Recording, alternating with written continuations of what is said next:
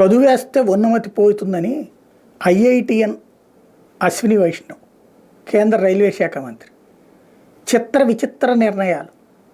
Crisis management ఆయనకి మంచి work out అవుతుంది అంటే కాదు. చదువుకున్నాడు, చదువేస్తే ఉన్నమతి పోతుందన్నమాట. అప్పట్లో ఒరిస్సా దగ్గర భారీ రైలు ప్రమాదం జరిగిన దగ్గరుండి అదంతా పూర్తి చేయించి లైన్ క్లియర్ చేయించాడు. ఇది మనం అప్రిషియేట్ చేసాం, మంచి చేసినప్పుడు అప్రిషియేట్ చేస్తాం. బట్ ఆ రోజున అది కుట్ర అన్నటువంటి కోణం దానికి సంబంధించి ఏదో అరెస్ట్ చేశారు, ఎవరినో ఏంటో కూడా బయట పెట్టలేకపోయాడు. ఆ కుట్ర ఏంటో ఈ రోజు వరకు తేల. ఆ తర్వాతన ఇప్పుడు ఢిల్లీలో జరిగినటువంటి తొక్కిసలాట, ఇదొక దుర్మార్గం. మధ్యలో ఇంకొక ఇన్సిడెంట్ జరిగింది. ఒకసారి ఇన్సిడెంట్ జరిగాక మళ్ళీ జరగకుండా ఉండడానికి ఏంటి అన్నటువంటి దాని మీద ఏదో సగటు సాధారణ మనిషిలాగా ఒక కామెంట్ చేసే ఊరుకుంటాడు. ఇప్పుడు కొన్ని విచిత్రమైన నిర్ణయాలు తీసుకున్నాడు. ఏంటయ్యా అంటే రైల్వే స్టేషన్లోకి అందరినీ అనుమతించరట.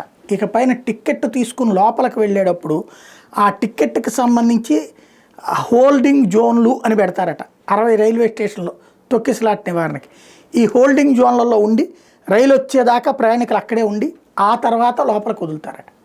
అప్పుడు కదా తొక్కిసలాట జరిగేది. బుర్ర తక్కువ పెద్ద మనిషి అంటే ఈయన్ని అనాలేమో. ఇక హోల్డింగ్ జోన్లు పెడతారట, అక్కడ ఉంటారట. ఇప్పుడు మరి రైల్వే స్టేషన్లో వెయిటింగ్ రూములు, ప్లాట్ఫారాలు ఏంటి అయ్యేగా. ప్రతి ఒక్కళ్ళం ప్లాట్ఫామ్ మీదకి వెళ్ళిపోయి కూర్చోము. మనకి ఏ ప్లాట్ఫామ్ మీదకి వస్తుందో తెలిసాక అక్కడికి వెళ్తాం. ఆ తర్వాత ఈ లోపంతా బయట ఉండేదే కదా. ఇప్పుడు బయటకు వచ్చేవాడిని చెక్ చేయడానికి లోపలికి వెళ్ళేవాడిది టిక్కెట్ చూసి నీ టిక్కెట్, నీ ట్రైన్ ఇంకా రాలేదయ్యా, 2 గంటల తర్వాత వద్దు, 3 గంటల తర్వాత వద్దు, అప్పటిదాకా వెళ్ళి హోల్డింగ్ జోన్లో కూర్చో అని చెప్పి చూపెట్టేటటువంటి అంత యంత్రాంగం ఉంటుందా?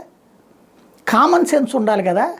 ఫస్ట్ ఈ పుణ్యక్షేత్రాలు లాంటి చోట్ల ఏంటంటే దర్శనాలు పూర్తి అయిపోయాక ఏ హోటల్లోనో రూమ్ తీసుకుని డబ్బులు తగలేసుకోవడం కంటే రైల్వే స్టేషన్కి వచ్చి పడుకునే వాళ్ళు ఉన్నారు, రైల్వే స్టేషన్లోనే కూర్చునే వాళ్ళు ఉన్నారు. చేతనైతే అట్లాంటి వాళ్ళకి అక్కడ ఏదన్నా ఉండడానికి ఆ ఏ 25 రూపాయలు 50 రూపాయలు ఏదన్నా వసతి లాంటిది ఏర్పాటు చేయాలి. కానీ ఇది రైల్వే శాఖ పని సాధ్యమా? సాధ్యం కాదు. అక్కడ ఉన్నటువంటి ఆ పుణ్యక్షేత్రాలతో మాట్లాడేదన్నా ఏర్పాటు చేయించుకోవాలి, లేదంటే దానికి తగ్గట్టు ఒక ప్రణాళిక రచించుకోవాలి. At the same time railway స్టేషన్లోకి వచ్చేటటువంటి వాళ్ళని నియంత్రించడం అంటే తొక్కిసలాటలను మనం ప్రోత్సహించడం అవుతుంది. ఇది గుర్తుపెట్టుకోవాల్సినటువంటి అవసరం ఉంది. ఎందుకు అంటే ఒక చోట ఆపేసి ఒక్కసారిగా రైలు వచ్చాక ఆ ప్లాట్ఫామ్ దగ్గరికి వెళ్ళమంటే పరుగులు పెట్టాలి. దాంతోనే కదా ఇప్పుడు నేను తొక్కిసలాట జరిగింది ప్రయాగరాజ్ది. ఒక సమస్యను పరిష్కరించడానికి ఇంకో సమస్య సృష్టించుకోవడం అంటే వెరితనం అవుతుంది.